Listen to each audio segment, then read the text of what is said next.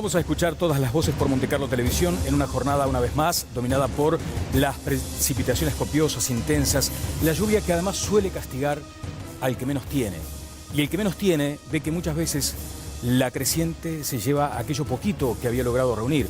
Así que vaya para ellos el programa, o en todo caso a ustedes, a cada uno de los que a esta hora está mirando y que de pronto tiene la capacidad de ayudar a esta gente que está en la mala, por estas circunstancias de la naturaleza. Así que vaya un pedido a nuestra teleaudiencia para que en la medida de lo posible colaboren. Hay varias vías para colaborar con esta gente que está pasando mal en puntos distantes de aquí de Montevideo y algunos muy cercanos, como Canelones, por ejemplo.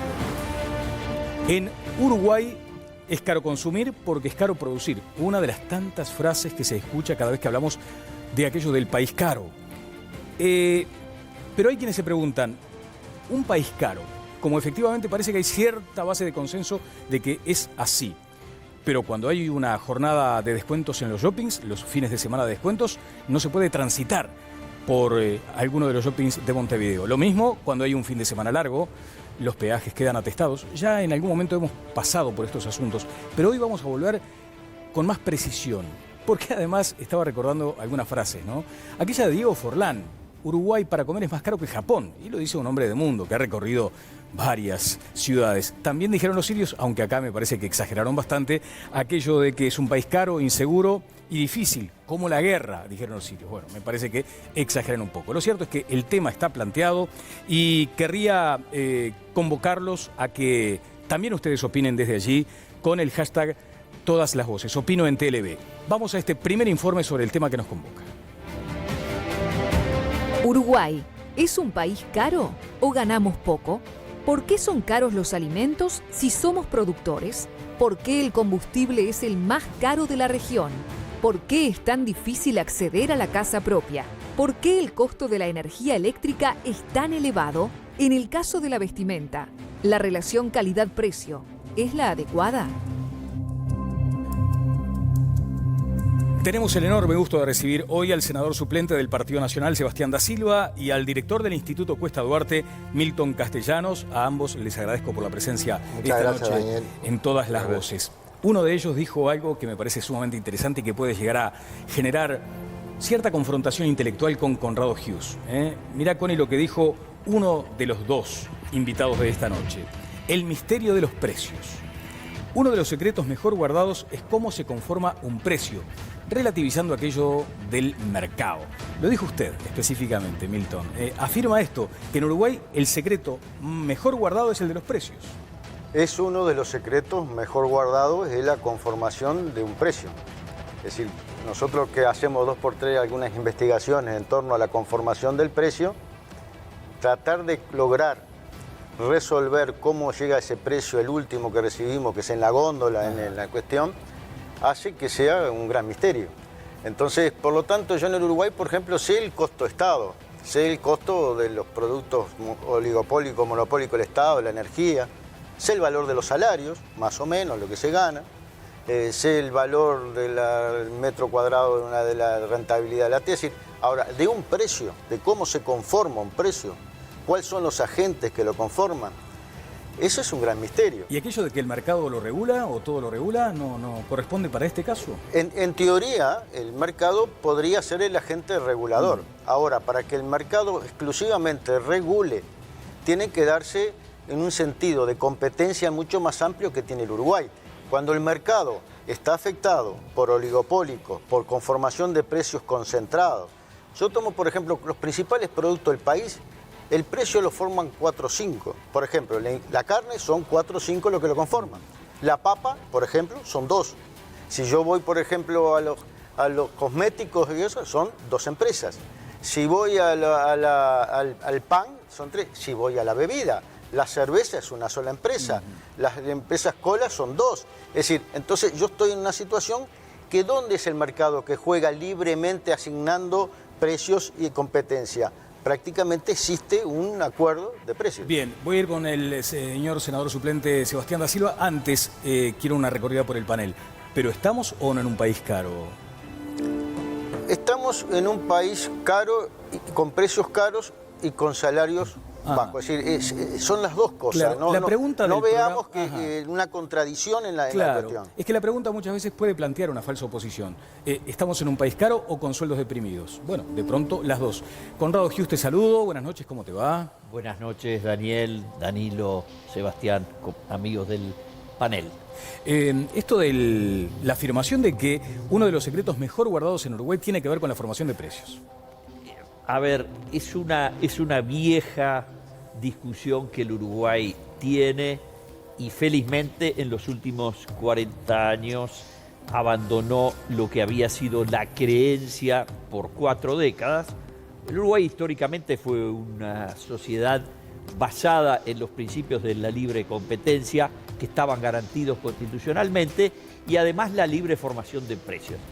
Cuando no hay barreras a la entrada, si hay 2 proveedores, vamos a entendernos, hay muchos mercados que hay pocos proveedores. Y eso no quiere decir que estén en colusión, entre otras cosas, porque hay una ley, que es la 18.159, que llega a tipificar el delito de colusión. Es decir, los actores del mercado, entre ellos los consumidores, porque esta ley es la de defensa de la competencia, autoriza que uno denuncie y diga, aquí hay colusión. Danilo nos ha dicho que hay colusión. Si le probara, si lo que él dice lo pudiera probar, son boletas las 2 instituciones, no sé cuáles son ni a quién se refiere. Vamos a ir con Milton pero Castellanos en Milton, instantes. pero Sí, Danilo era un compañero nuestro de agrupación del mismo apellido. Milton sostiene que hay colusión entre empresas conocidas. Eso, el lugar de defensa de la competencia está en el Ministerio de Economía y Finanzas, debiera enterarse y recibir esa denuncia. Ahora, la tradición del Uruguay igual siempre ha sido atender a tener un mercado bastante cerrado y por eso son pocos los actores. Todas las veces que los que defendemos la libre competencia y el mercado pedimos que haya más competencia, los defensores del PIT-CNT, los sindicatos y el gobierno, con su gobierno progresista, lo que dice no queremos nada. Y por supuesto la experiencia es penosa. Vamos a estar con el senador Da Silva. Ale Labraga, vamos a tener abierta una encuesta. Algunos comentarios.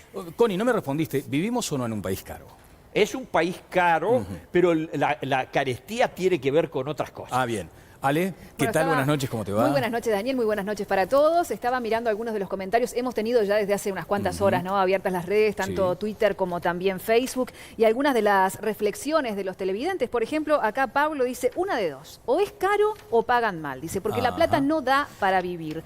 No me importa el que esté gobernando, no le pone colores, tintes políticos. Siempre fue así, porque aquí mandan los empresarios. Ah, mira. Bueno, Roberto, ¿qué tal? Buenas noches, ¿cómo te va? ¿Qué tal, Daniel? ¿Todo bien? Bien. ¿Qué dato tenés ahí para son muchos agregar? numeritos, ¿no? Pero vamos a, por ejemplo, lo que percibimos en promedio, 19.966 pesos es el promedio de los salarios en Uruguay. Estamos hablando de todos los salarios en promedio, ¿verdad? Sí. Esto fue en junio de 2017. En el promedio nos ahogamos los enanos. 56.262 pesos es el promedio de hogares, pero la canasta básica en nuestro país cuesta casi 73.000 pesos. Ajá. ¿Sí? Es cierto también, antes que lo diga Oscar, porque lo vas a decir, el salario mínimo de nuestro país, 12.265 pesos, es de los más altos en la región, pero el tema es, no alcanza. Ajá.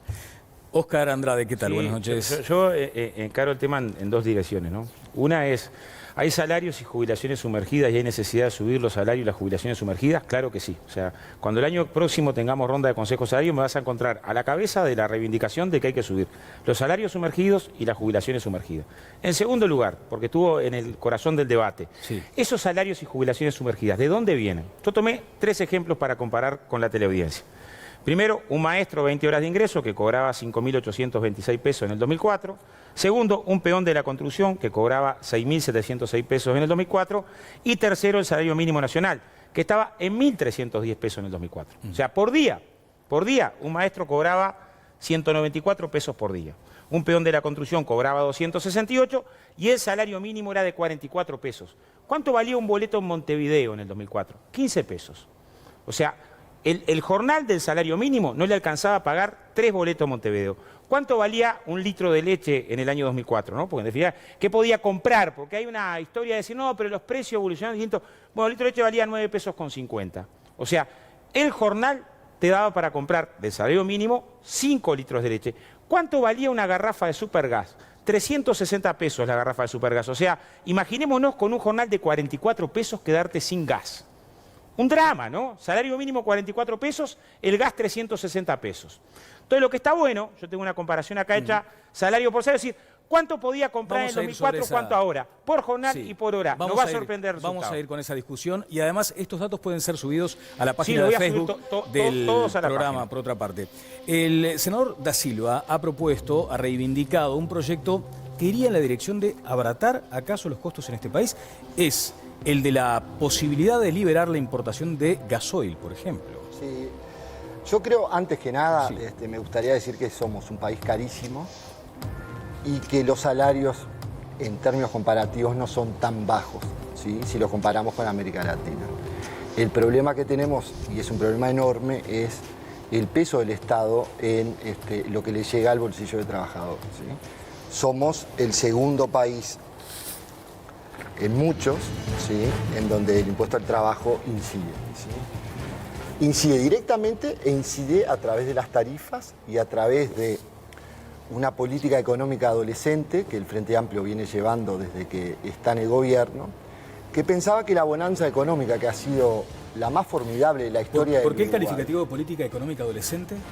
Porque pensaban que era para siempre, que era una bonanza infinita. El inmediatismo adolescente. La ingenuidad. Y la ingenuidad, y no vieron algo que es de perogrullo, que cuando hay que ahorrar, hay que guardar, hay que invertir, y esta gente, amparada también y apoyada por los sindicatos, ¿sabes qué, Daniel? Empezó a usar en las leyes presupuestales aquello que se llamaba el espacio fiscal. ¿Qué era el espacio fiscal? Veníamos con un viento de cola, una bonanza económica, los novillos valían $1.200, eso gastaba $600. ¿Y el Frente qué es lo que hacen? Era un botín electoral, a ver, ¿en qué se gastaba? ¿Y qué llegamos 12 años después de la mejor bonanza económica que el Uruguay recuerde del año 1825? No 1925, como le dijo Sendic al lado de Andrade, no, desde 1825 somos independientes. Lo que pasó es que llegamos con el mayor agujero fiscal conocido en la historia uruguaya de la República Oriental del Uruguay, con un atraso cambiario de un 20% y con un gobierno que, en vez de atender la solución, que es bajar el gasto público, una ley sí y otra también, lo único que ha hecho es desmentirse a sí mismo y proponer impuestos. ¿Es una mirada benevolente la del sindicalismo uruguayo con respecto a estas medidas económicas del gobierno? El PIT-CNT con el gobierno es un dilema que tiene desde hace mucho tiempo, ¿no?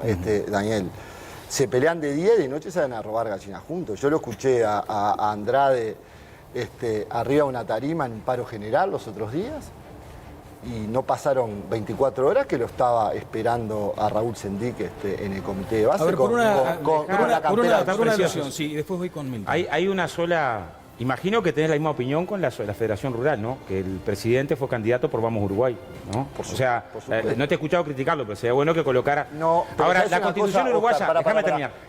La Constitución uruguaya... Fuiste con la remera del Zunca a recibir a Sendic en el Audi. La Constitución uruguaya, ¿no?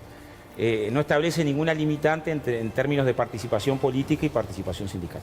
¿Sabes cuál es la única constitución en toda América Latina que lo establece? La que impuso Pinochet en Chile. O sea, la dictadura de Pinochet, o si estudias las constituciones, prohíbe a los militantes sindicales participar en política, ¿no? O sea, acá no está prohibido. O sea, acá tenemos una concesión de la democracia que habilita al militante sindical participar en política. En nuestro sindicato, es más, una de las listas que se presentó, una lista encabezada por un representante de la Comisión de Asuntos Sociales del Partido Nacional, Gione, lo tenés que conocer. Se presentó 3 veces seguida. En esta no entró porque no tuvo votos para entrar. O sea, los trabajadores no lo votaron. Ahora, la calle, cuando visitó el PIT-CNT, entre las cosas que reivindicó es que tenía un militante de la Comisión de Asuntos Sociales militando en el Zunca. Pero, a ver, yo no, si hay algo que no estoy, es en contra de la militancia política. Creo que es darle a la sociedad parte del tiempo para tratar de mejorarla, ¿sí? Y eso corre para la Federación Rural, para el PIT-CNT o para el Rotary Club. O sea, es indistinto. Lo que yo cuestiono, ¿sí?, es que el PIT-CNT, ¿sí?, con el poder que inclusive el gobierno le ha dado en estos 12 años, ¿sí?, haya sido una polea de transmisión para esa visión adolescente de la política económica, inclusive aferrándose. El Instituto Cuesta Duarte ha sido respetado desde siempre porque es el brazo intelectual del PIT-CNT en materia económica. Es el ámbito en el que se discute la política económica, son estudios económicos que derivan del Cuesta Duarte. Me parece que me va a decir que no, pero ¿es acertada esa afirmación que hace Sebastián? No, el Uruguay en los últimos 10 años ha tenido un mejoramiento sustancial de los salarios. Eso es indiscutible, el crecimiento. Yo agarro cualquier gráfica que efectivamente en los últimos 10 años. ¿Eso es por política salarial exclusiva del gobierno? No. El gobierno lo que generó fue una herramienta para que se pudiera crear las condiciones para la negociación colectiva. El crecimiento del salario real tiene su base en la negociación colectiva y en esa relación de negociación y de acuerdos convenios colectivos que no existían antes. En el 2004, cuando se instalan nuevamente los consejos de salario, yo que era el coordinador de la delegación nuestra, en el Ministerio de Trabajo había 24 convenios colectivos. Esta última ronda terminó con 247 por rama de actividad. Ahí está la base del crecimiento del salario Uruguay. Ahí está la base del mejora sustancial en todos los aspectos y que decía, por ejemplo, de los números que yo compraba hace 10 años atrás. ¿Sigue habiendo salarios sumergidos? Sigue habiendo. Yo tengo un 25% de los trabajadores uruguayos ganan menos de 15.000 pesos en la mano. Un 50 está entre 30 y 50 y un 20 y pico, 30 está de 50 hacia arriba. Es decir, ¿qué nota eso? Que ha mejorado, pero todavía quedan salarios sumergidos. ¿Con qué discrepas de esto, Conrado? No, yo, en primer lugar, una precisión.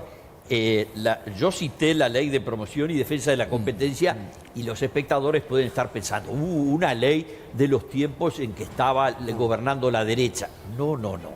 La ley de defensa de la promoción y defensa de la competencia, 18.159, es del 20 de julio del año 2007.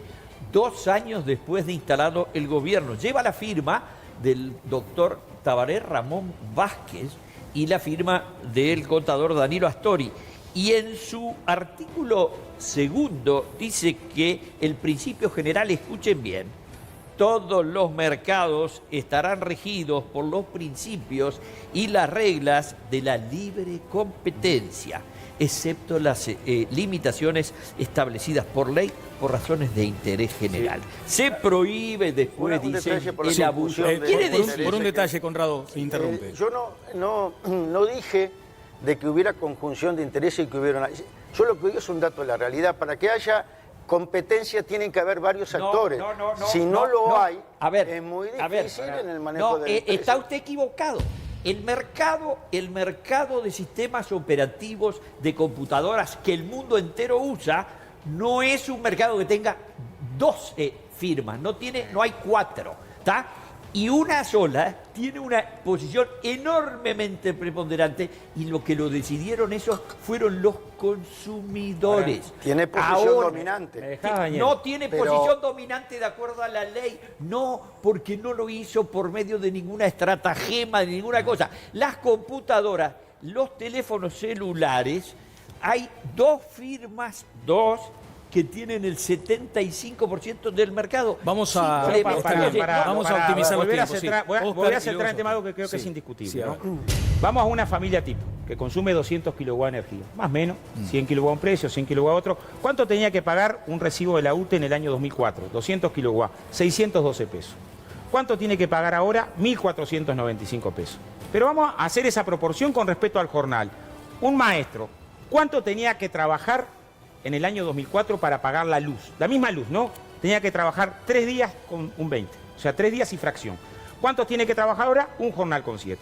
Un salario mínimo. ¿Cuánto tenía que trabajar un salario mínimo para pagar esa luz? 14 días.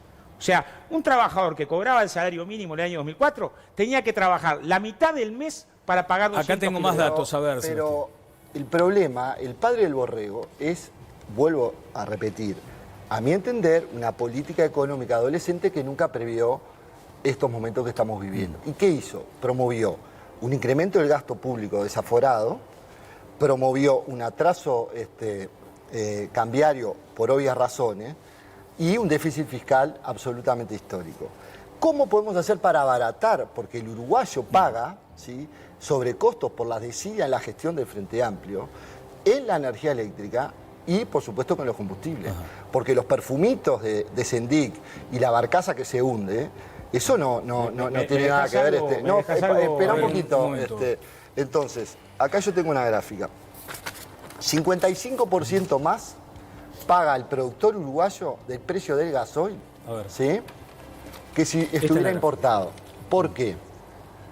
Porque hay que pagar el horno que no se sabe dónde está de Sendic, el shortcito que gastó con la tarjeta corporativa y que usted, Andrade, lo defiende en el plenario del Frente Amplio, ¿sí?, y el resto de las cosas, etanol con boniato y cualquier otra cantidad de cosas que sabemos que ha hecho el amado vudú uruguayo, ¿sí?, y que hoy es defendido por muchos de los que están acá. En la energía eléctrica pasa lo mismo. Mire que yo hago 12.000 kilómetros por mes. Estoy cansado y orgulloso de ver los molinos de viento. ¿Eso se ha trasladado a doña María y a don José? No, señor, nunca se trasladó. Seguimos teniendo, ¿no?, la energía eléctrica más cara de la región. Entonces, cuando hablamos de si somos un país caro, ¿no?, tenemos que ver cuánto recauda el gobierno con política adolescente, económica adolescente, a través de las tarifas para tapar una aplicación de una política económica que nos dejó en el colapso del 2004, ¿no? Donde la política energética era esta, era la UTE diciendo, endeúdese, vecino, endeúdese porque con la tarifa pública va a poder comprar electrodoméstico. Y al mes siguiente diciendo, no consuma energía porque estamos al borde de un apagón. ¿Me dejas algo, Daniel? Los salarios son bajos y las tarifas son caras.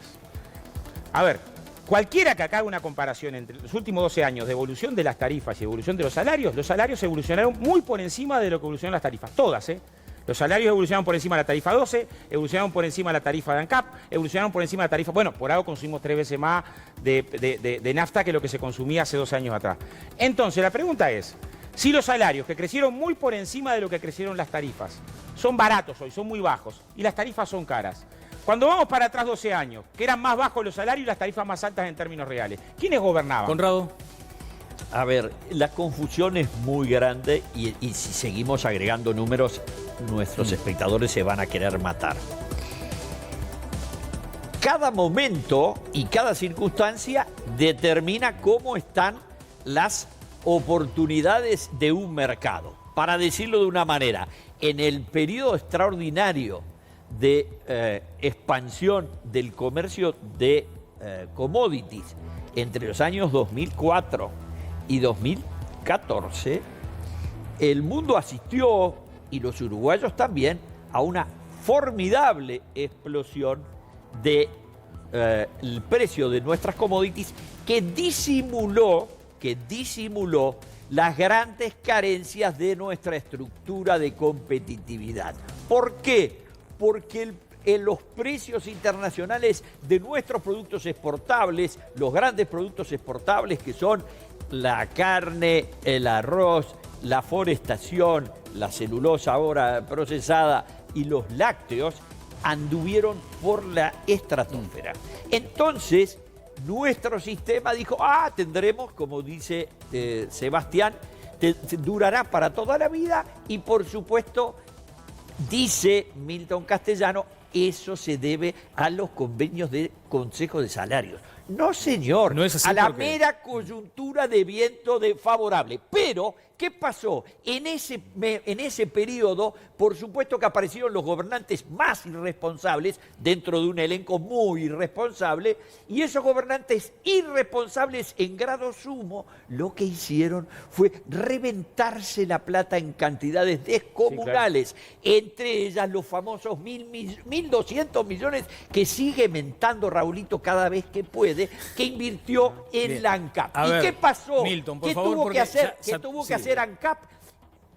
despojarnos a los ciudadanos, a los fleteros, a los transportistas, a los camioneros y a los tractoristas, cobrándonos 40 centavos de dólar por cada litro de gasoil Escuchamos a por Milton tener el monopolio de Conrado. ANCAP.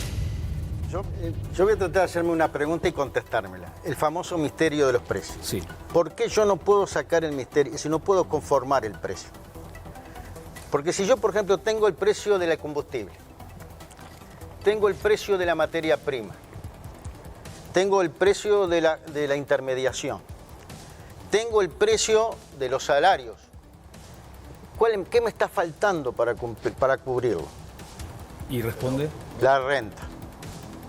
Víctor, hay sectores Es decir, que no tienen renta. Bueno, pero la renta, es decir, en algunos no tendrá, es decir, pero ¿y los que tienen? Pero Es decir, yo, por ejemplo, la productividad. ¿Por qué todo el mundo habla de productividad y no podemos encarar la productividad? Porque nos falta ese indicador. Y ese indicador, es decir, las cámaras empresariales, en las mesas jamás lo pudieron poner. yo tengo Daniel, Y termino con esto. Sí. ¿Cómo yo me puedo explicar la renta? Si un precio a mí lo voy a comprar hoy y me sale 10 pesos, y una vez por mes lo compro a 18, inundo le cuento el IVA.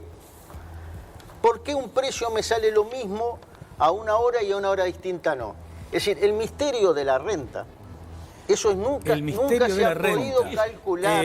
Va a hablar Sebastián, que está pidiendo la palabra, también Entonces, Conrado, pero tengo a Roberto vos hace hablas rato. sobre la renta. Sí, hace rato que tengo a hay Roberto para sectores- participar. Dame un minuto, Sebastián.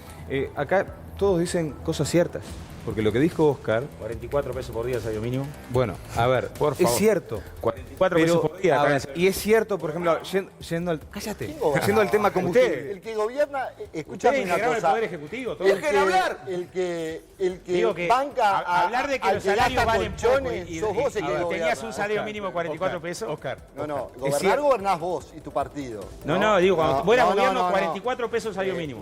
Noventólogo está duro, acá, ¿no? Está escúchame. duro. Me dejan, Pará. muchachos, me dejan. Oscar, Sí, te dejamos, no seas chiquito, no seas pony. 44 A ver, pesos salario mínimo por día, 44 pesos un trabajador. Noventología en otro programa. Acá vamos a estar hablando de ahora. 2004, 44 pesos salario mínimo. Roberto Hernández. Gracias, Daniel. Es cierto, lo que dicen todos acá. ¿Ah? Lo que dice Oscar, que hoy se compra más combustible porque el salario mínimo subió hoy bastante, es cierto. Pero el tema es, la nafta, ¿está al valor que tendría que estar? El precio de la electricidad tiene que estar al valor que tiene que estar. Por ejemplo, en Brasil y Argentina, por el litro de nafta, que acá pagamos a 45,90, se paga 33 pesos. El gas. ¿Está? El valor promedio en el mundo es de 36,50 y somos de los países, de los 10 países más caros del mundo en el precio de combustible. Ahora, está bien, se gana mejor, se puede comprar más combustible, pero el precio que tiene el combustible hoy, ¿es el que debería tener o deberíamos tener un combustible más barato y mejor salario y podemos comprar más combustible? Esa es la pregunta en realidad. ¿Y el precio que tenemos es porque estamos pagando el déficit de ANCAP? ¿A quién me dirigía la pregunta? A todos, a a mí todos. la contesto. Toca a mí. Yo se la contesto. La contesto. a todos. Eh, toca no, a mí. el senador Da Silva, por favor. En primer lugar, hay sectores que no tienen renta en este país, ¿sí? Los arroceros están fundidos, los tamberos están fundidos, el ganadero está con rentabilidad cero, ¿sí? El agricultor acaba de perder los cultivos de invierno con esta lluvia, Mira con ¿sí? incredulidad. Pero usted tiene que salir al campo conmigo, Milton. A ver, El precio del valor de la tierra, la soja. Pero hay que mirar la recaudación de IRAE. pero... Por algo creció, pero- y de repente fue franja 1. No. Vení conmigo cuando quiera. No, Digo, yo si salís un no poquito prediso de ir contigo a Montevideo, ningún lado. vení, Lo que digo es, no, hay que mirar la recaudación de IRAE A ver, por y favor, IRPF franja Oscar, 1 déjame hablar. y se ve la No renta. seas Vamos a, pony, déjame hablar. Se ve la permitir renta. Que no quiero seas que- pobre. No tenés por qué provocar. Si no No seas permitimos pobre. que se redondeen los comentarios, Sí, dale. estamos en un problema. A ver. Acá el enorme... ¿Cuál es la madre del borrego? Vuelvo a insistir. Una política que tiró manteca al techo durante 12 años. Y ahora se encuentra con un déficit fiscal inocultable y entonces no puede bajar la tarifa eléctrica y no puede bajar el precio de gasoil. En el caso de ANCAP, bueno, el Frente Amplio tiene 2 récords insólitos. Casinos que dan pérdida y un ente petrolero monopólico que todos los uruguayos, Milton y yo y vos, lo tuvo que capitalizar en 800 millones de dólares. Y eso no es ideología, es desquicio, desidia. Es parte de la Es respuesta poco. a Roberto Hernández. Decime, Conrado. Eso es despojo. La semana pasada asistimos anonadados a una presentación con PowerPoints y conferencia de prensa de las nuevas autoridades de ANCAP, contándonos la maravilla de la reversión de la tendencia que de tener un ejercicio de pérdida en el año 2015, luego del ejercicio ganancioso del 2016, ahora llevaban un semestre de 77 millones de dólares de ganancia en el conjunto de la empresa. Bueno, ¿saben? Para que llegaran a los 77 había 217 millones de dólares, o sea, taparon 140 millones de agujeros de sobreprecio que pagamos en el gasoil. Esta es la pregunta. Esa es la pregunta que está planteada. ¿País caro o ganamos poco? Vamos a concentrarnos en eso. ¿Qué dice la gente en la calle? A ver. El dinero no es todo. ¿El Uruguay es un país caro o ganamos poco? Me parece que Uruguay es un país caro y que ganamos poco. Es un país caro. Creo que ganamos poco. Como empresario, me parece que Uruguay está un poco por encima de lo que debería estar en materia de costos de producción. Me refiero a la producción genuina, la producción que genera las divisas del país. Yo no creo que esté mal la situación, no creo que se gane poco. El dinero no es todo. Los sueldos son demasiado bajos en relación al trabajo que se realiza. Creo que ganamos poco. La verdad que ganamos poco. Si el sueldo es poco, o sea, a nosotros nos va a parecer caro. El dinero no es todo. Lo más lógico. ¿El Uruguay es un país caro o ganamos poco? Bueno, es caro y ganamos poco, parece ser la conclusión sobre ese punto. La encuesta, Ale, que planteó el programa en su cuenta de Twitter, a ver. Sí, exactamente. Bueno, lo que preguntábamos era justamente eso, ¿no? ¿Uruguay es un país caro o ganamos poco? Por caro, estos son los resultados finales. Caro, 74%. Ganamos poco, un 26%. Y han participado más de 1.200 personas. ¿Cómo lees esto, Conrado? Esta es la encuesta. La encuesta no. Este es un sondeo de opinión, ¿eh? Apenas una muestrita en una cuenta de una red social. Decime, Conrado. A ver, dos cosas. Uno, caro o barato es un término relativo, no es un valor absoluto y eso es una confusión muy grande. Segundo comentario, ganar poco es no tiene nada que ver con el alto costo de la vida en el Uruguay, que efectivamente lo tenemos. Ganar poco quiere decir que la retribución del factor trabajo en el Uruguay es poco apreciada y eso solo puede tener una razón: muy baja productividad. Quiero preguntarle a la producción si tenemos el tuit para más adelante. Lo leía en estas horas de Juan Miguel Carsolio, el colega periodista de Radio Sarandí. Quiero saber si tengo ese tuit para mostrarlo, porque también aquí me parece que se justifica un debate. ¿Qué decía Juan Miguel en su cuenta de Twitter? A ver, aquí está. Esta es una nómina, una lista. Me voy a acercar un poco. Dice: el pancho de 3 cifras y la milanesa de media luca. La unidad, no el kilo, aclara Juan Miguel. En Les Delicias, ¿cómo se pronuncia, Conrado? Les Delicias. Les Delicias, en Punta del Este, calle 20. Y allí está, perdón, porque me iba retirando sin lo más importante: panchos con panceta 2.95, con jamón y mozzarella 295, el huevo frito 130, el revuelto 140. Después tenemos una milanesa de pollo napolitana a 730. También está la de lomo napolitana a 720. Solo se explica por la renta. A ver, Milton, ¿cómo encaja esto en su discurso? Es decir, yo tengo variables más fijas: el costo del huevo, el costo del pan rallado, el costo de esto, el costo de producción, tengo el salario, tengo la energía, que es lo mismo que acá que la de allá, ¿Y entonces acá qué hay? Bueno, excesiva renta. Porque ¿cómo se determina la renta? ¿Qué se entiende por una renta razonable? Por ejemplo, una gran cadena, ¿qué entiende por renta razonable? Tal cosa. Incrédulo. Y bueno, pero es un debate filosófico del siglo, es un debate filosófico del siglo XI. Si existe el precio justo, no existe el precio justo. Tal es así lo que dice, tal es así. Pero sí, los otros precios tienen determinada normativa. Es decir, el salario, que es la otra contraparte, está con determinada normativa. Oscar, la renta es así lo que dice Conrado, que en el año 92... ¿Estás de acuerdo con Conrado? No, que es así su concepción económica, que en el año 92 decidió, el gobierno que Conrado integró, liberar el precio de los órdenes y las tickets. Conrado se debe acordar. ¿Qué pasó cuando se liberó? ¿Qué pasó cuando se liberó el precio de los órdenes y las tickets? ¿Cuál fue el resultado? A la semana se duplicaron el precio de los horarios tickets. O sea, hay una lógica, uno puede medir dos cosas. Y bueno, abro el juego para que la renta sea la más extraordinaria que se pueda y por lo tanto que cobren lo que quiera, o en determinados niveles regulo. Genero políticas para regular, ¿no? El resultado es uno u otro en materia de la rentabilidad de la unidad productiva y es uno u otro en términos sociales. Segundo elemento me parece que está bueno dejar claro, porque hay temas que son constatables, ¿no? O sea, en Uruguay, a pesar de la evasión que hay, que es una evasión importante, existe un impuesto sobre la renta empresarial. Y existe el IRPF Franja 1, que también está ubicado sobre la renta empresarial. Aún en estos 3 años, en donde el viento de cola cayó y Uruguay ya no crece igual, todos estos indicadores crecieron por encima de la economía. O sea, la renta empresarial en el 2014, 2015 y 2016, mirá globalmente, creció por encima de lo que creció la economía del país. ¿Por qué nos cuesta tanto a los uruguayos tener nuestro techo propio? Que el sueño de la casita, del techo propio. Fíjate en las sombras quién está. Sí, Otegi. lo conozco. Lo conoces bien, ¿no? De tiempo. Ignacio Otegi es el presidente de la Cámara de la Construcción. Estará en los próximos minutos en Todas las Voces, acompañado de Pablo Caballero, secretario general de FUCBAM. Porque también aquí hay un dilema. ¿Por qué nos cuesta tanto acceder a algunos sectores al techo propio? Pero querías hacer algunos comentarios, Conrado. Hay un tema del que apenas se soslayó Milton, que es el tema de la productividad y la competitividad. Sí. El World Economic Forum... Porque se oculta información, de acuerdo a Castellanos.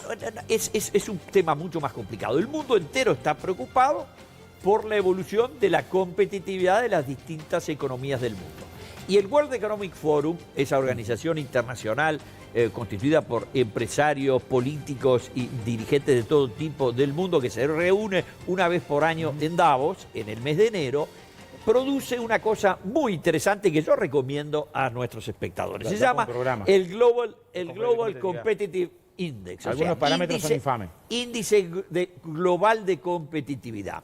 Bueno, ¿cómo le va al Uruguay? Estuve mirando del año 2006 acá, sobre 138 países. Estamos en el lugar 73. Tabla para abajo, primer tercio.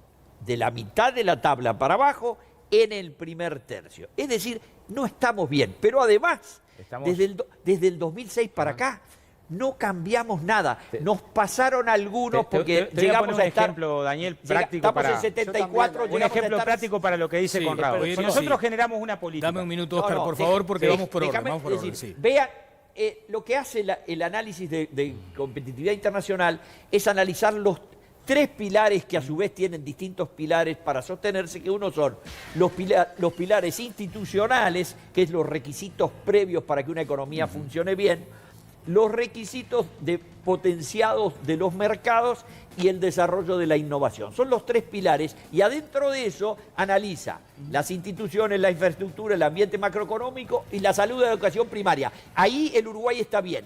En los demás, ¿sabes en cuál estamos peor? Estamos 121.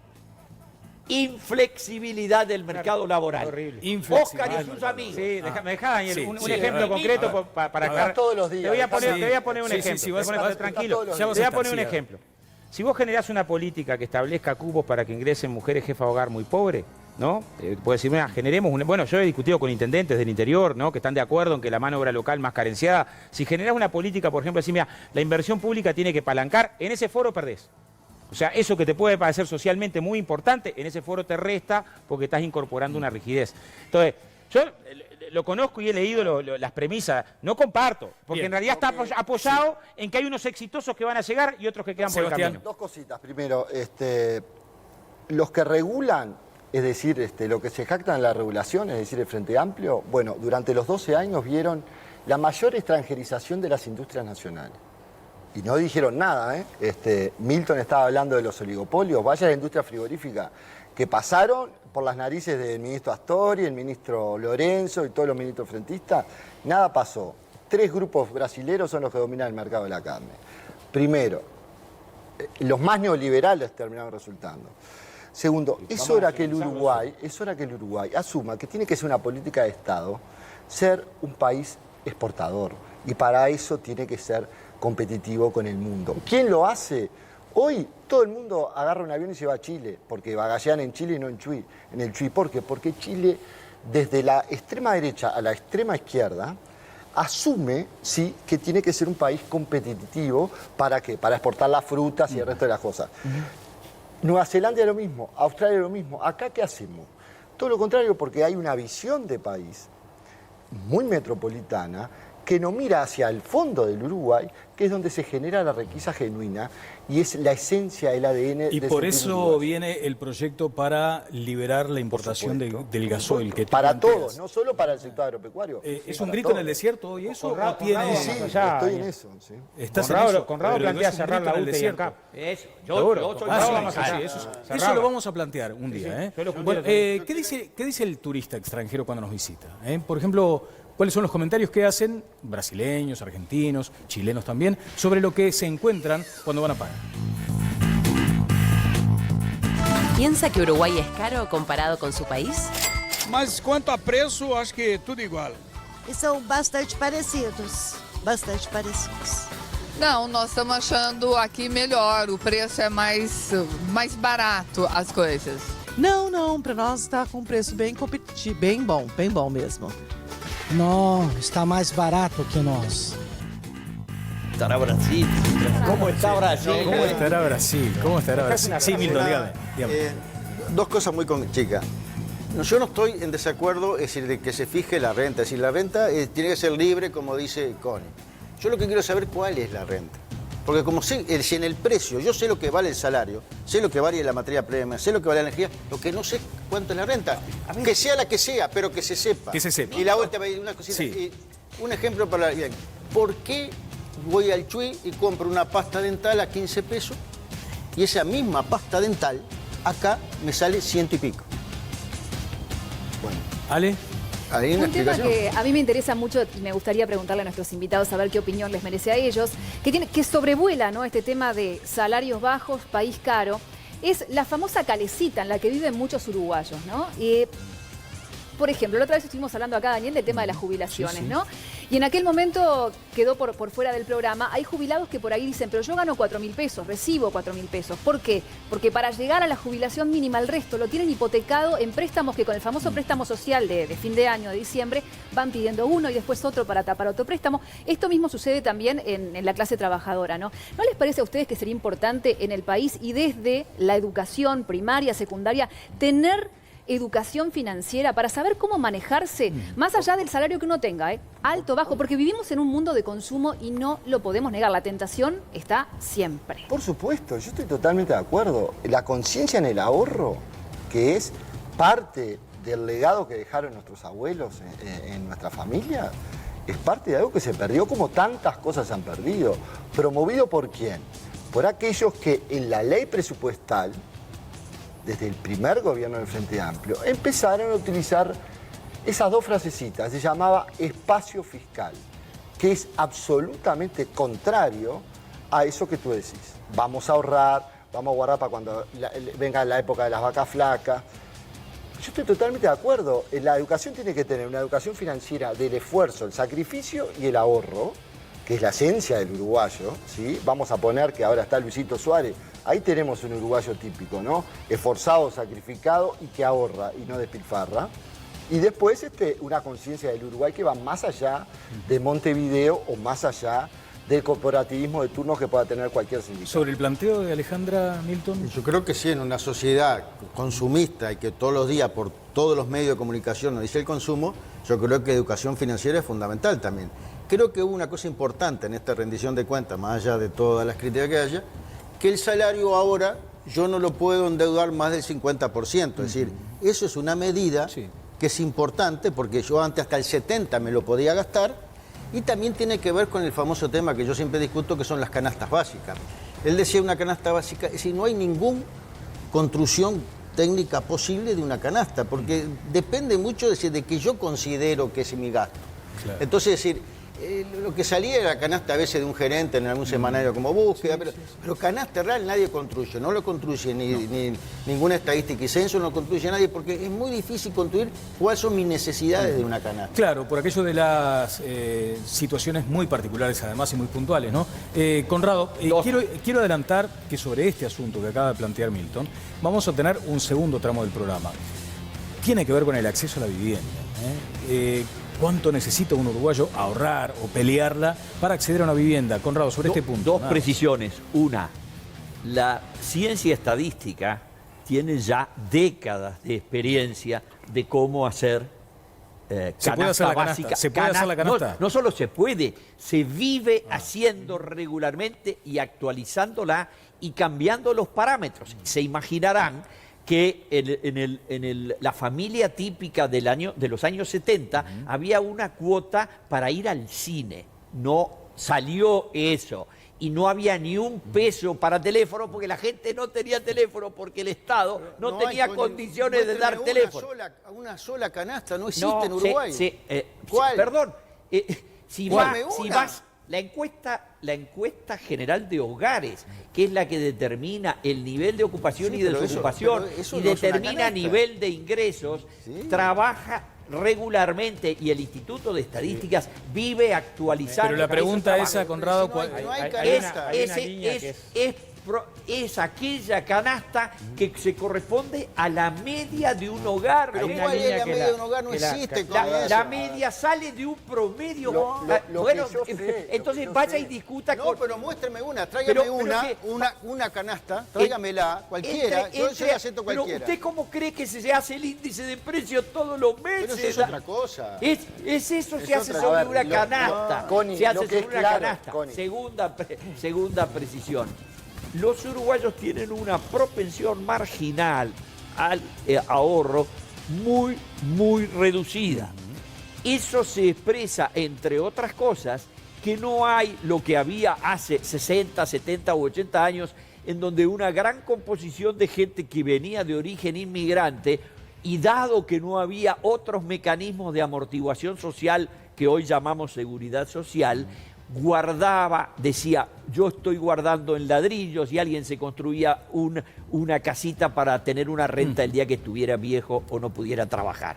Bueno, la propensión, hay sociedades mucho más cuidadosas, es famoso, los chinos en promedio ahorran entre el 40 y el 45% de su ingreso toda la vida. ¿Por qué? Porque entre otras cosas no existe la seguridad social. En el Uruguay sí lo hay.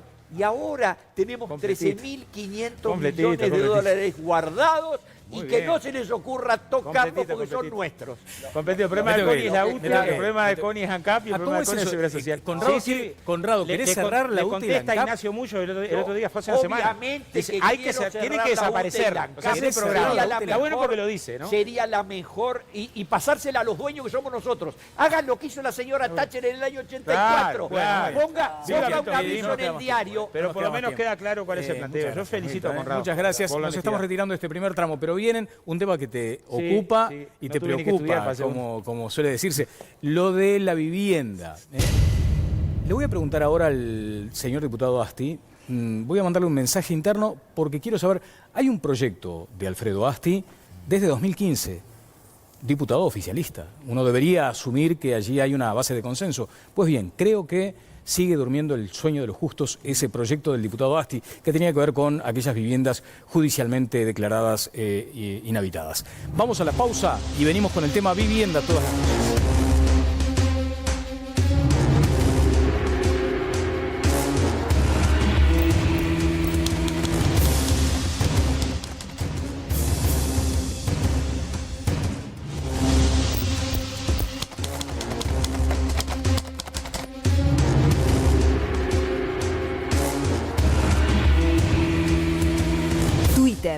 Diego Guardia.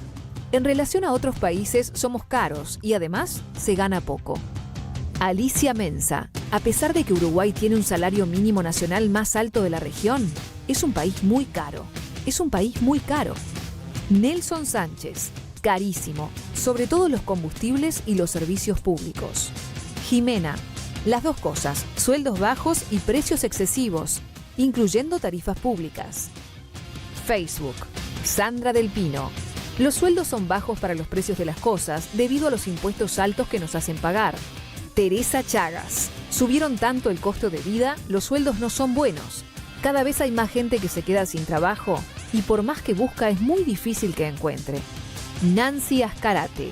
Uno no gana lo suficiente porque los precios están por las nubes. Alicia Catalá. Es muy caro y pagamos impuestos abusivos. Algunos comentarios. Ganaron los madrugadores hoy, quienes se prendieron temprano a esta convocatoria de todas las voces, veían reflejadas las opiniones en pantalla. Hay un consejo de Ale ahora. Sí, porque este mes Montecable sacude la nostalgia con una promo como las de antes. Si sos fanático del deporte, podés disfrutar del fútbol uruguayo, de las grandes ligas y de los partidos de la Celeste del Alma a un precio increíble. Y todo en HD. También te llevas el básico de Click and Play, la plataforma online de contenidos de película, y te regalan por un mes acceso a HBO Go y Fox Play para que veas lo que quieras, cuando quieras y donde quieras. Pedilo al 2909-0000 o a través de montecable.com. No vas a encontrar algo mejor. Ignacio Otegui es el presidente de la Cámara de la Construcción. Ignacio, buenas noches, ¿cómo le va? Buenas noches, un gusto. Gracias por la invitación. Para nosotros, Pablo Caballero es el secretario general de FUCBAM. Pablo, ¿qué tal? Buenas noches. Buenas noches. Gracias. ¿Existe todavía aquello de la ayuda mutua? Porque la verdad, da gusto cuando uno menciona FUCBAM, saber lo que hubo detrás. Una historia que va mucho más allá del tema de la vivienda. Pero estaba el concepto de la ayuda mutua. O sea, el cooperativista construía su propia casa con los vecinos, los que luego serían sus vecinos. ¿Sigue ese concepto o ahora la gente va y paga a un obrero y se desentiende? Ese concepto sigue y yo creo que seguirá por mucho tiempo. ¿Sí? La clase trabajadora uruguaya hace 50 años viene demostrando que ese concepto está fuertemente arraigado. Hoy el movimiento cooperativo está construyendo a ritmo histórico. Hoy la asignación de préstamos para el movimiento cooperativo iguala el récord histórico del año 70-71, cuando estaba naciendo el cooperativismo en el país. Y la ayuda mutua sigue siendo un componente fundamental. Interesante. Para la construcción de la vivienda. Bien, Ignacio, le quiero preguntar, y voy a ir con el panel inmediatamente. Nos acompañaba en el tramo anterior, usted estaba ahí además escuchando algunos fragmentos de esa presencia, Milton Castellanos, del Instituto Cuesta Duarte. Y allí hablaba del secreto, o de uno de los secretos mejor guardados en Uruguay, la formación de precios. ¿Aplica también a la vivienda? No, yo creo que no. En definitiva, la vivienda tiene mecanismos directos e indirectos para saber el precio. Yo igual por las dudas traje una lista de precios que, ¿Esta que podemos... me toca? Ahí está, sí, a ver. Que la podemos mostrar. Porque para entender a la vivienda hay que poner todos los temas adentro. Ajá. Tenemos que poner la tierra, los honorarios, la mano de obra directa, los materiales, leyes sociales, subcontratos, distribuir las áreas comunes que se pagan, porque hay que construirlas, y eso te da un precio, a lo cual después le tenés que agregar la utilidad, gastos de venta y conexiones. Nosotros lo hemos hecho en dólares y en definitiva puse abajo dos precios que son de referencia. Sí. Acá se habló mucho de la disparidad de precios, que somos un país caro, que tenemos sueldos bajos. En definitiva, Brasil, el precio del cemento está a $90 la tonelada, en Uruguay a 145. En Turquía sale $830 la tonelada de hierro, en Uruguay sale 1.120. Puse dos ejemplos porque es para entender por qué en Uruguay las cosas tienen el precio que tienen. O sea, un país caro también para acceder a la vivienda. Somos un país caro para todo. Ajá. No hay cosas baratas, salvo que el Estado las regale. Si el Estado nos regala, somos un país que somos caros. Nos guste o no nos guste. En todo caso, una de las preguntas que nosotros nos hacemos es, si el país está caro, si el Estado lo que produce lo vende caro, vende la nafta cara, vende la energía eléctrica cara, vende todos los servicios que nos brinda caros.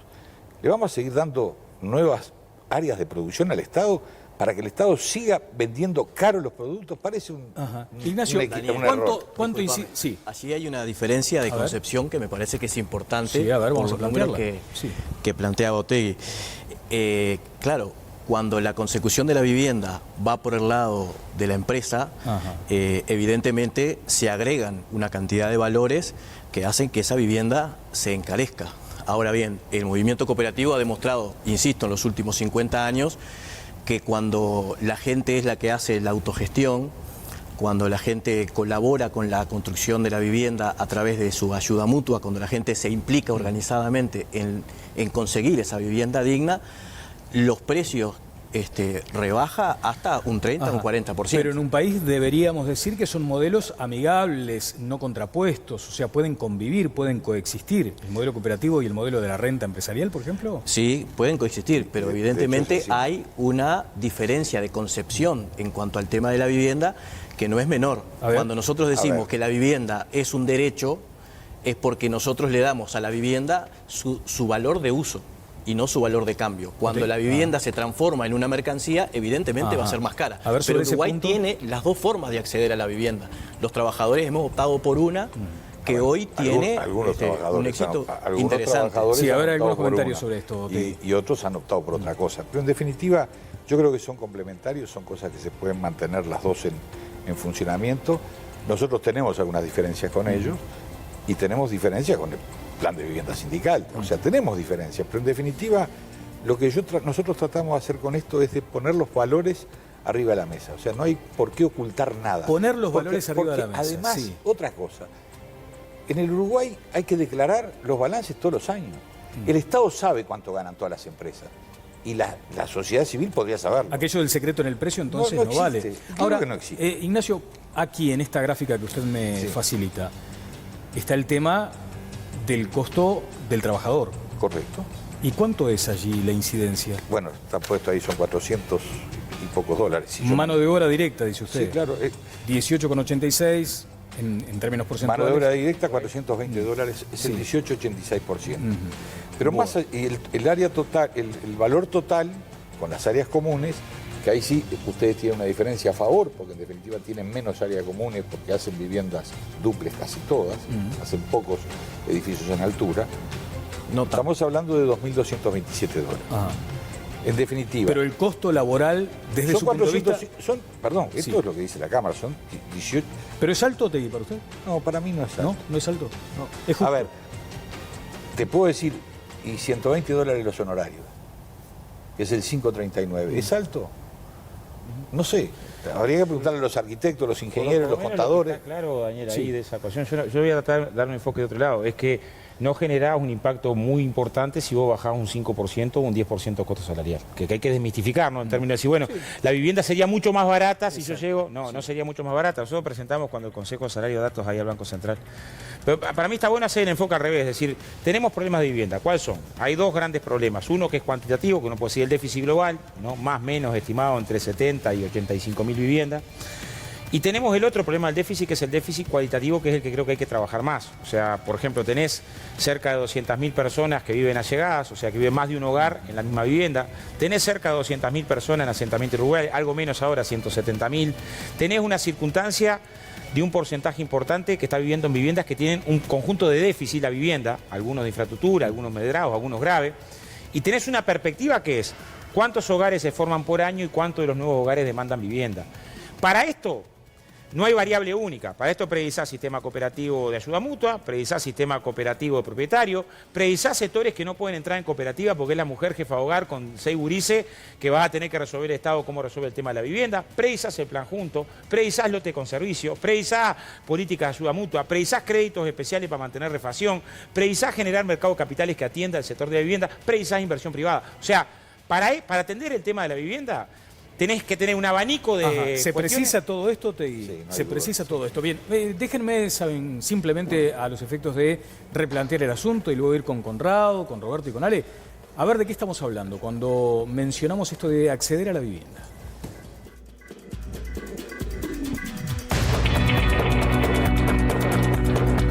Infocasas, portal especializado en el sector inmobiliario, concluye en su último informe, junio 2017, que Uruguay es el país más costoso para acceder a la vivienda en la región. Montevideo es la segunda ciudad más cara de la región para adquirir inmuebles. En promedio, cuesta 2.852 dólares el metro cuadrado. A una familia uruguaya le llevaría 35 años comprar una vivienda de 60 metros cuadrados si ahorrara el 30% de sus ingresos mensuales. Según este informe, para comprar una vivienda de 60 metros cuadrados en Uruguay, financiado el 70% a 20 años, se requiere en promedio un ingreso del núcleo familiar de $3.793 mensuales. Esta cifra superaría en un 197% la capacidad de ingreso de una pareja con salario promedio. Bueno, por si muchas veces por la dinámica del programa nos perdemos en los números, esto queda registrado luego en la página de Montecarlo Televisión. Los programas son subidos al otro día, al mediodía. Decía Otegi que está de acuerdo con Oscar Andrade en cuanto al abanico que debe abrirse para ofrecerle soluciones a la gente. Después tengo una pregunta pendiente y tiene que ver con aquello de que en algún momento estudiosos del tema, analistas del mercado inmobiliario, sostienen que no siempre uno tiene que seguir detrás de aquel sueño de la vivienda propia. A veces en la ecuación es mucho más conveniente alquilar que comprar. El asunto es cuánto salen los alquileres. Roberto, sobre Entre esto... 12 y 13 mil pesos en promedio. Estamos hablando de los promedios, ¿no? Porque hay alquileres muy altos y hay algunos un poquito más bajos que esto. Los propietarios, de acuerdo al Instituto Nacional de Estadística, en nuestro país son casi el 60%, 59,1%. Los inquilinos 18,7%, ocupantes con permiso el 21,5% y ocupantes sin permiso 0,7%. Justamente el tema de los alquileres, ¿cómo se fija? Si es caro o no, también estaría bueno preguntar. Sí, lo vamos a plantear. Ale, tenemos repercusiones importantes. Sí, no, y estaba pensando y quería retomar un tema que planteamos en el bloque anterior también, que tiene que ver con el ahorro, y estaba escuchando lo que decía recién Roberto. También hay un corrimiento respecto a dónde la gente, por ejemplo, que apuesta a comprar casas, lo hace, ¿no? Porque los terrenos en Montevideo obviamente se han valuado mucho y eso ha hecho que primero en la ciudad de la costa, ahora ya en la Costa de Oro, la gente comienza a comprar terrenos que igualmente siguen subiendo también y que adquieran por allí también las llamadas viviendas alternativas, ¿no? Hay mucha gente implementando los contenedores que los transforman en casa. Bueno, acá también Andrade y los invitados podrán hablar acerca de eso. Pero a lo que iba es el tema del ahorro. Cuando uno está enfrascado en una familia donde llega con el dinero justo y tiene que pagar un alquiler, ¿cuándo se produce el quiebre para poder, por ejemplo, comenzar a ahorrar, ¿no? Hay que empezar a ahorrar desde muy joven, porque si no después ya cuando uno entra en la calecita del alquiler es muy difícil salir. A ver, en definitiva ahí el tema es complejo. ¿Por qué? Porque la gente tiene una forma de enfrentar su vida diferente hoy a la que tenía yo cuando tenía 20 años. Yo lo primero que pensé fue en la casa. Hoy los muchachos y las muchachas no piensan en la casa. Piensan en la casa a los 28, 29 o 30 años. Piensan en el auto, piensan en el viaje y punto. Y después eventualmente piensan en la casa. Entonces, esa es una lógica que en un país que cambió, que la gente cambió. Ahora, yo lo que creo es que el mercado tiene que ofrecer todas las variables, entre ellos los alquileres. Los alquileres, en nuestra opinión, la única forma de abatirlos es que haya oferta suficiente de viviendas en alquiler. ¿Pero cuántas viviendas vacías hay? A ver, las cuentas que sacan muchas veces que hay 80.000 vacías, 70.000, yo no las creo, porque en definitiva uno ve viviendas que están en situación semi-ruinosa, que sí, esas se notan vacías. Otras están habitadas por 2 o 3 familias. Y es así. Yo creo que hay un problema de cómo se hacen las estadísticas, por lo menos en la vivienda. Y hay una cantidad importante, y yo creo que son más de 120.000, que son las segundas viviendas. Yo tengo un apartamento en Punta del Este. Y por supuesto, cuando van a hacer los censos, son 2 apartamentos en realidad que están juntos. Nadie se le ocurre suponer que esa vivienda la estoy usando cuando se me ocurre y voy con mi familia. Y de eso hay cantidad de gente que es así. Y esa es parte de la realidad que tiene el Uruguay. Estas cosas se pueden manejar con libertad relativamente. Sí, me está respondiendo en este momento el diputado Alfredo Asti, porque le había consultado respecto a un proyecto de ley. Aquí está el proyecto de ley que tenía que ver con bienes inmuebles declarados judicialmente en abandono. Un proyecto de 2015. Le estoy preguntando a Asti, ¿qué sucedió con eso? Bueno, vean la respuesta... Señala Asti, seguimos esperando devolución del Ministerio de Vivienda. Lo están comprometiendo, en realidad habían prometido para el semestre pasado. El próximo martes aparentemente hay un reclamo en la bancada del Frente Amplio por este asunto. No me lo dice Asti, esto es otra fuente que consulté. Ahora, ¿qué sucede para que de 2015 a la fecha no haya una posición del oficialismo? Asti es un diputado del Frente Amplio, ni tampoco una respuesta más contundente del organismo, en este caso el Ministerio de Vivienda. A ver, Oscar, en realidad el proyecto es de antes, en 2015 lo que hicimos 2013. fue desactivarlo. Claro. O sea, cuando llegaron proyectos, me tocó estar en la bancada cuando se discutió, de desactivarlo. Ahí los reparos son, en algunos casos, constitucionales. Yo creo que son reparos sin fundamento suficiente, porque en realidad hoy tenés, al amparo de la nueva ley de ordenamiento territorial, una circunstancia que es media insólita. Una familia pobre, si se mete ilegalmente y está determinado periodo ilegal, ahí sí se puede declarar, pero te timbiás la política de vivienda, porque supone que el Estado tiene que tener políticas sobre, en el caso de declaración judicial, quedarse con el bien, generar la condición de después otorgarlo en función de una política pública, no de que la familia se meta, se aguante un tiempo y después espere a que se declare la circunstancia de la posibilidad de acceder al bien, ¿no? Conrado. No, yo en realidad quería irme un poco más para atrás.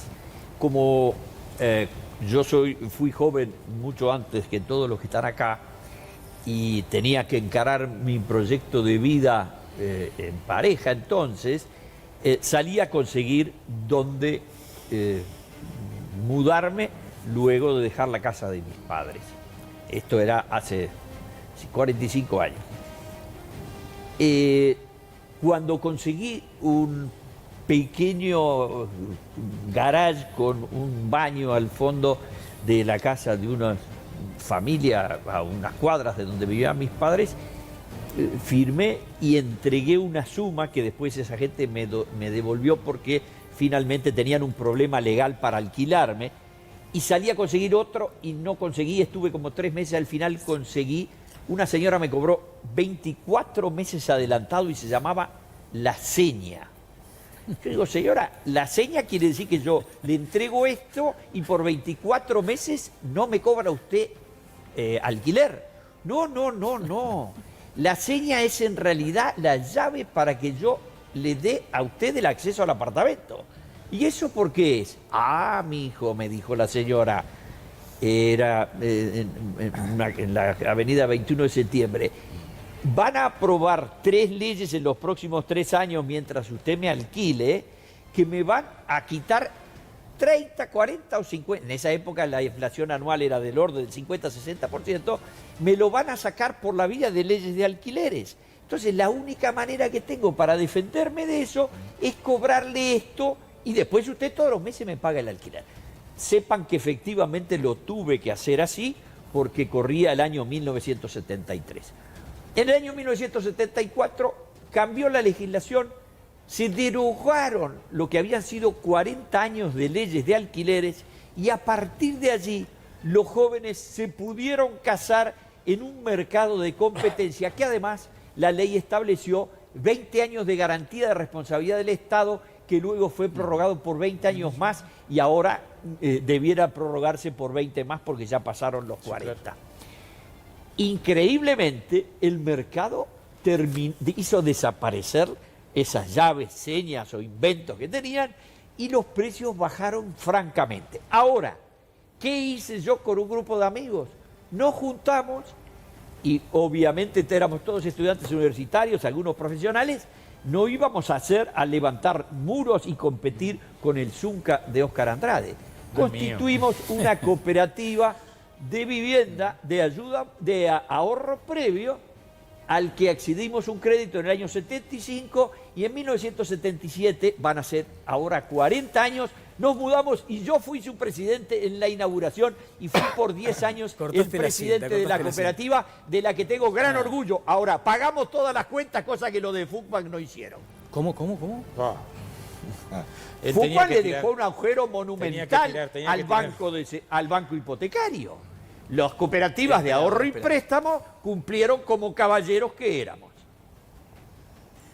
Era una intervención esperada. Conrado se refiere a la reestructura de deuda que realizó Fuchman hace algunos años, hace 5 o 6 años, producto de que los cooperativistas, y ahí quiero discrepar con la placa que ustedes ponían, la placa que ustedes colocaban, el que la leía era casi imposible acceder a una vivienda por los costos, porque tenés que ahorrar tantos años, tenés que ganar tantos dólares, etcétera, etcétera. Hoy el sistema cooperativo, y siempre ha sido así, el sistema cooperativo implica que una familia, cualquiera sea su procedencia y su cantidad de ingresos, puede llegar a construir su vivienda y puede repagar su vivienda en el plazo establecido. Que sin son generarle ese años. pasivo que luego dice comprado. No. Es la experiencia, con una la cuota. experiencia. Pida la lista. Con una cuota accesible y con la posibilidad de que el Estado subsidie, ayude a aquellas familias que tienen dificultades económicas para poder sostenerse en la vivienda. Ahora, ¿eso fue así siempre? No. Acordémonos que también en este país hubo dictadura militar, en este país también hubo gobiernos neoliberales y que esos gobiernos subieron en forma unilateral las cuotas de las cooperativas y que eso provocó un conflicto con las cooperativas que después, en el año 2010, se reestructuraron las deudas y el movimiento cooperativo hoy tiene un 100% de pago al Estado. Pusiste cara de horror. No, a ver, primero, la ley 13.728, que es la ley de vivienda, es del 17 de diciembre de 1968. Su autor fue el arquitecto Juan Pablo Terra, diputado del Partido Demócrata Cristiano, que unos años después constituyó el Frente. Por lo tanto, todas las reglas que se aplicaron y bajo las cuales yo digo, presidí una cooperativa, construí unas casas y esas casas están en pie y magníficas, pueden irlas a ver. Yo me desvinculé hace 25 años, pero vayan a verla porque vale la pena al final, atrás de la escuela italiana. Esa organización generó una aplicación de una regla que está establecida en la ley, que es el ajuste anual de la unidad reajustable por la vía del índice medio de salario. Bueno, pero no estamos hablando de eso, estamos hablando de la suba de los intereses por parte del Estado en tiempos bastante oscuros del país. Fue eso lo que provocó la regularización de las deudas del 2010. No fue la suba de la UR. Fue la suba de los intereses por parte de los gobiernos. Otegi, vamos con Otegi. Me quedé pensando, Ignacio, ¿por qué usted no está de acuerdo con la vivienda sindical? Yo no estoy de acuerdo con la vivienda sindical porque la vivienda sindical es una vivienda que en definitiva el PIT-CNT toma como elemento para manejar frente a los trabajadores, los afilia, los mete en cooperativas, ha hecho centenares de cooperativas y al ritmo que vienen van a estar 25 años para ser las últimas. Pero eso es al margen, eso es una opinión que es personal, en definitiva da la impresión que el PIT-CNT no debería haberse metido en esa es mi opinión. ¿Pero por qué? No se debería haber metido en eso porque entre otras cosas tienen a Fugman, que es un primo hermano de ellos. A ver, el problema es que ellos no aceptan la vivienda prefabricada. Ustedes hacen nada más que vivienda... Pasa que son cooperativas propietarias. Perdón, hacen viviendas por sistema tradicional. La norma es así. Si tenemos una diferencia, y la laudaremos entre nosotros donde corresponda, es la cuestión de la propiedad, la forma de propiedad. Esa es la diferencia ideológica que tenemos con los compañeros, que la discutiremos, pero déjeme terminar. Después, Fugman ha construido en altura. Nosotros tenemos atrás del IPA una cooperativa que se llama Covivema 5, que construyó 2 torres, una de 4 pisos y una de 9 pisos, y está construida. Hemos construido en madera, hemos construido en ladrillo, hemos construido en bloque, o sea, la forma de construcción no es la diferencia. Salvo la madera, el rojo. Ahí, a ver, todo tradicional. Cuando hay una cooperativa de trabajadores que decide el sistema de ayuda mutua, claramente fugan. El problema cuando hay cooperativa de trabajadores que definen cooperativa de propietarios, que es la que atiende el plan de vivienda sindical y en la que Fugman no participa, ¿no? Un debate que hubo hace unos años atrás. Entonces, el problema es que cuando tenés una cooperativa que su objetivo es ser propietario de la vivienda y no que la cooperativa sea propietaria, como es el sistema de ayuda mutua, tenés un sistema que es diferente. Igual yo quería ahí colocar dos elementos que me parece que son importantes. Uno, tenemos una falla de mercado respecto a alquileres y cuota para compra de casa. O sea, en promedio quien paga alquiler paga más de su ingreso que quien está comprando una casa. Lo que no tiene sentido, porque en teoría tendría que ser al revés. Es más, todavía peor con quien está en una pensión. O sea, ahí hay componentes que hay que ver cómo generar un conjunto. Algunas se han dado de bajar el porcentaje de ahorro previo, de generar un subsidio a la cuota, para estimular la posibilidad de acceso a la vivienda. De hecho, la ley de inclusión financiera tiene entre uno de sus componentes la posibilidad del ahorro joven con una partida extra que se agrega para el tema de compra de vivienda.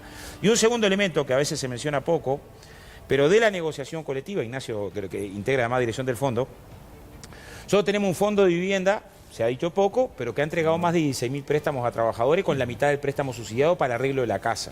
Digo porque en general a veces hay cosas que son noticia de la vivienda y hay cosas que no son noticia de la vivienda. O sea, del préstamo, por ejemplo, Roberto pide el préstamo, ¿no? 40.000 pesos en materiales, tiene que devolver 20 y el resto subsidiado. Digo porque también la negociación colectiva, esa que no le gusta, bueno, ya esas que lo cosas. nombraste, Roberto. Gracias, Daniel. En poco tiempo se podría producir el desalojo más masivo en la historia del país, en el complejo Berdisol.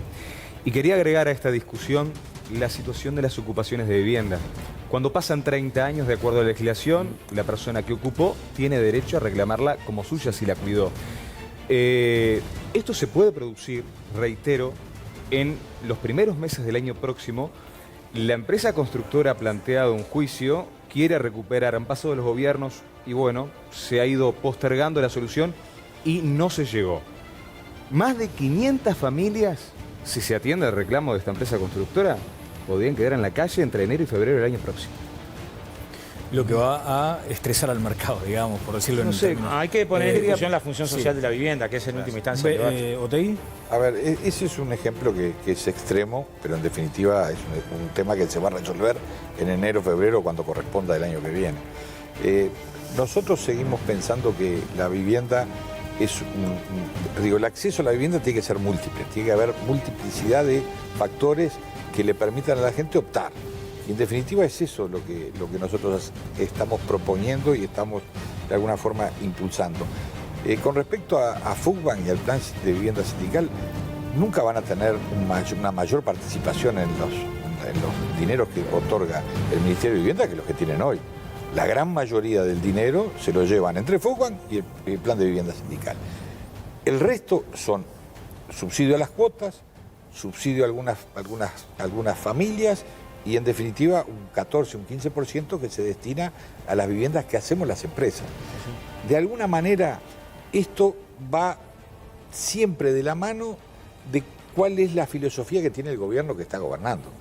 No es porque sí que FUCBAN hoy está construyendo más, porque son magníficos. Están construyendo más porque el gobierno... Estamos construyendo más porque hemos demostrado que es una forma de acceder a la vivienda. Usted cuando le contestó a Hughes, yo creo más en lo que dice él que en lo que usted decía, porque en definitiva, de alguna forma, yo participé de esas discusiones y sé con quién discutieron y sé que tenían un problema severo porque ustedes habían dicho no pagamos más y no pagaron durante un lote de años. No pagaron nada. Después empezaron a pagar una pequeña cuota. No pagamos al Estado. Bueno, está bien. No pagamos al Estado. No le pagamos al Estado, no le pagamos a nadie. Pero vale aclarar, las cuotas de los cooperativistas se pagaban todos los meses y la guardábamos en una cuenta paralela mientras duraba el conflicto y cuando el conflicto se solucionó, ese dinero fue a las arcas del Estado. ¿Y cómo se solucionó el conflicto? Hay que aclararlo. ¿Cómo se solucionó el conflicto? ¿Con la cabeza de algún funcionario? ¿Con qué cabeza de qué funcionario? De algún funcionario del Ministerio de Vivienda que terminó en la calle. No, ninguno. Me dejaba ahí un razonamiento. Ahora, me llamó la atención igual, o sea, no pagarle al Estado es un mérito. No es un mérito. No es un mérito. En determinado momento, frente a la suba unilateral de las cuotas, muy por encima de lo que la gente lo podía pagar, y estamos hablando del año 2002, lo que se solicitaba por parte de la Federación y de las federaciones de vivienda era que existiera un subsidio del Estado para que la familia pudiera sostenerse en la vivienda con una ayuda porque no se llegaba a pagar la cuota. Ese subsidio no existía y eso fue lo que desencadenó el conflicto. Inventan derechos, son así. El derecho a la vivienda está inventado hace tiempo. No lo inventamos nosotros, lo dice la Constitución. A ver, lo que dice la Constitución es otra cosa y siquiera hacemos un seminario sobre ese tema. Pero no, escúcheme una cosa, el Estado de Derecho, yo no puedo decir, a mí no me gusta lo que me está planteando usted que dice ser mi acreedor, así que no le voy a pagar nada. Lo único que puedo hacer es presentarme a un juez y decir que la pretensión del señor Daniel Castro por un crédito que presunto, me opongo a ella, y un juez fallará. No, eso no lo hacen en el marco de la justicia. Hace justicia por mano propia. Se le pedía al Estado que garantizara el derecho a la vivienda. No hay garantía. Si existiera garantía del derecho a la vivienda... Hoy existe garantía. Hoy existe garantía. Oscar, si existiera garantía... Gracias, Conrado. Yo doy razonamiento ahí, ¿no? Porque en realidad no fue el único endeudamiento que se trató en Uruguay, el endeudamiento de FUBA, ¿no? Se trataron múltiples endeudamientos, entre otros el endeudamiento agropecuario, ¿no? Y se trató también con criterios de esa forma, ¿no? De decir, quita de intereses, quita de deuda para que determinado sector económico que estaba impositivado a pagar de mucho tiempo pudiera pagar. Pero además, increíblemente, hace 2 semanas tuvimos esta discusión acá, cuando denunciamos que los sectores ruralistas de Brasil hicieron eso, no pagar durante 3 años un solo impuesto. Y al otro día que a Temer lo salvan de juicio político, les quitó las deudas, los intereses por 8 millones de reales. Cuando tuvimos esa discusión, estaba bien lo que hicieron los ruralistas. Y ahora criticamos a FUBA. Es increíble, ¿no? Bien, estamos cerrando, señores, con una precisión importante. Muchas gracias, Ignacio, por su presencia. También corresponde agradecerle muy especialmente a quien representa a FUCBAM en esta oportunidad. Quedé pensando en una cuestión que hace a la pregunta que planteamos, ¿no? Porque, en definitiva, cuando uno se cuestiona qué tiempo me demanda de trabajo acceder a una vivienda, yo creo que eso justifica un segundo programa. Pero bueno, lo dejamos por acá. Gracias, Pablo Caballero, por su presencia. El jueves a las 22 estará Todas las Voces, ojalá comentando un triunfo de Uruguay, pero haciendo algunas asociaciones. Me dice Nico Núñez, el productor general, que ganamos con 2 goles de Suárez. Yo con uno me conformo, si es uno de este lado y ninguno del otro. Esa es la lógica. Vamos a estar comentando de ese partido. El resultado de Uruguay, el postpartido con un móvil en vivo, estará en Todas las Voces. Trataremos de hacer como una asociación entre el mundo del fútbol y el mundo de la política. De eso se trata Todas las Voces el jueves a las 10 de la noche. Que pasen bien.